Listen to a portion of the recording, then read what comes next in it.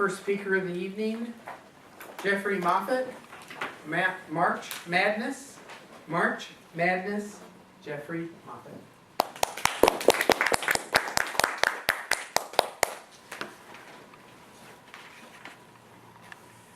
Thank you, Mr. Toastmaster, and good evening, ladies and gentlemen. The madness of March is running. The winged feet fly, the ball sails high, and field goal runners are gunning.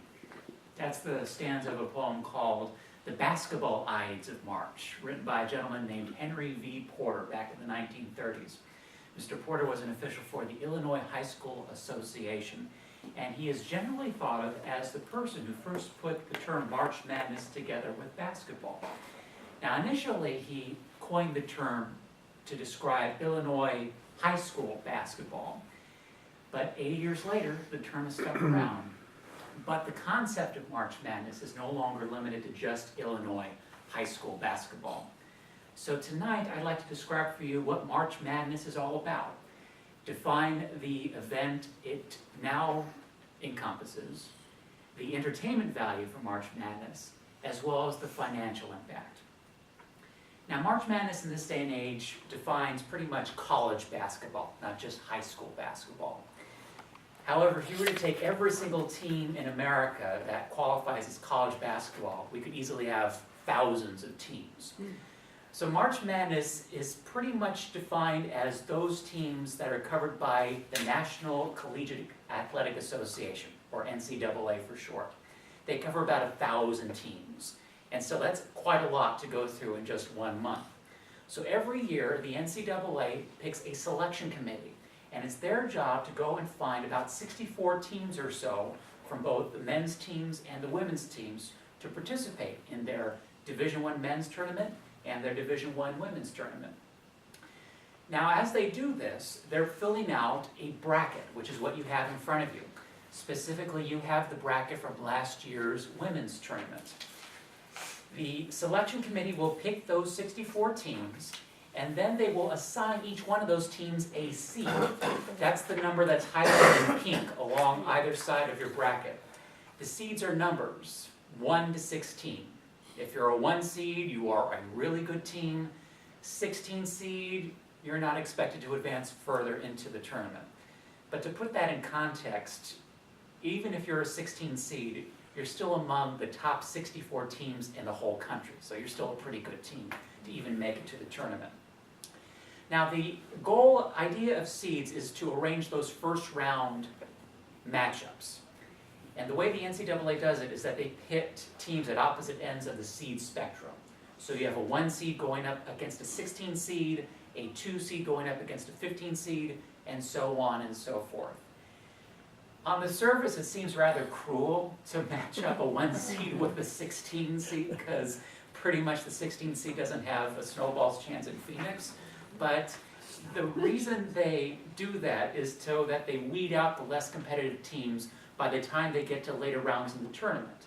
The goal being you have evenly matched teams by the time you get to that point. Now, this tournament takes a course of a few weeks, from the middle of March to early April, by the time it's all said and done. And that's what March Madness revolves around. And it's proven to be quite entertaining. It has a lot of entertainment value in this country and now the world. And one reason for that entertainment is the bracket. Lots and lots of people like to fill this out after the selection committee has made their choices, but before the tournament actually begins, because it gives us the chance to have a say in who gets to move on, in our own minds, that is. According to Smithsonian.com, 60 million Americans fill out one of these brackets every year. It's hard to say whether all 60 million of them are diehard college basketball fans, though. But there's a statistician named Ken Pomeroy who has an explanation for why so many people fill out these brackets. And he says that there's a desire for people to predict what's difficult to predict.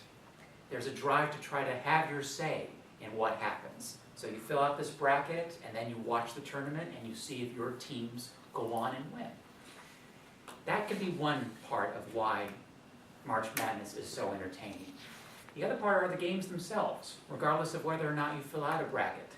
You could have a 2 seed go up against a 15 seed, but there's no telling that that 2 seed will actually win. You have such things as upsets that occur when the low seed goes on and beats the high seed. There were a couple that occurred during the women's tournament last year. The teams that are highlighted in yellow on your bracket are those that upset the higher seeds. I think there are 2 that are 12 seeds that beat the 5 seeds. And things like that happen in each and every tournament. It's difficult to predict, which is why people tune in to begin with. So that's a little bit about the entertainment value of March Madness. With all those people and all that attention tuning in, you can bet there's a lot of money being made from March Madness. CBS Money Watch put together a few figures that were quite eye-opening. The television companies are paying the NCAA to broadcast the tournament. And they are paying the NCAA to broadcast the tournament for 14 years, $10.4 billion with a B dollars to do so. Now, for just 1 year of that tournament, the television companies are raking in lots of money as well. In 2014, they raked in just over $1 billion in advertising. Add to that all the money that people are gambling in Las Vegas and in August pools around the country, and you have lots of money flying around March Madness. But one group that doesn't get a lot, if any, money are the people who are actually playing the game on the court, the student athletes. And that's by design. The NCAA does not want athletes to make any money from being athletes because they are supposed to be in school studying. Unfortunately, as we're finding recently, and I should say for many years now, many of these top-tier schools, the 1s and the 2s and the 3 seeds, are putting so much pressure on their athletes to perform that they're blurring the line between student and athlete.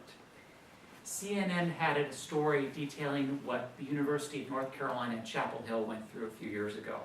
It was found out, actually, they had a whistleblower say that a number of their athletes were enrolling in paper courses, meaning they register for a class, they don't go to any sessions or take a test, and yet they get a good grade.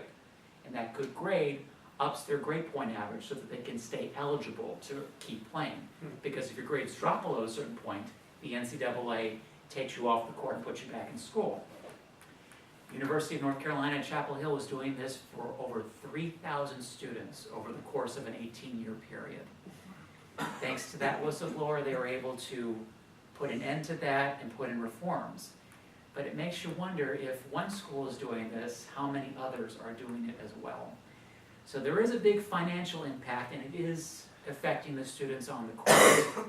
So overall, March Madness has come a long way since it was just used to describe Illinois high school basketball. It's come to describe a cultural phenomenon in this country that is highly entertaining and it makes a lot of money, but it can also have deleterious effects on students. So as it gets going, I encourage you that if you enjoy March Madness, please continue to do so. Please join me in hoping that the NCAA puts in effect some reforms. Thank you.